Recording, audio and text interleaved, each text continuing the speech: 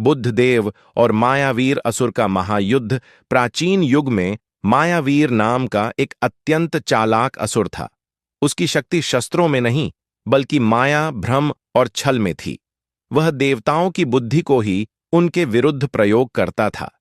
मायावीर का वरदान था, जो भी क्रोध या भ्रम में निर्णय लेगा वही पराजित होगा। धीरे धीरे मायावीर ने राजाओं, मंत्रियों और ऋषियों के मन में संदेह भरना शुरू कर दिया।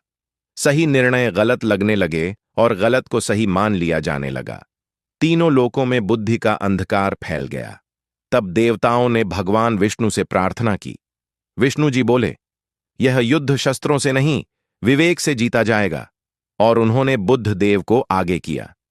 बुद्धदेव का प्रकट होना, बुद्धदेव हरे प्रकाश में प्रकट हुए। उनके हाथ में न तलवार थी न गदा, बल्कि ज्ञान की माला और सत्य का दंड था। मायावीर हंसते हुए बोला, हे बुद्ध, मेरी माया के सामने तेरी बुद्धि भी भ्रम बन जाएगी। बुद्धदेव शांत स्वर में बोले, जहां शांति है वहां माया टिक नहीं पाती। माया बनाम विवेक। मायावीर ने चारों ओर भ्रम रचा। आकाश धरती बन गया। मित्र शत्रु दिखाई देने लगे। सत्य झूठ में बदलने लगा। देवता भी भ्रमित हो गए।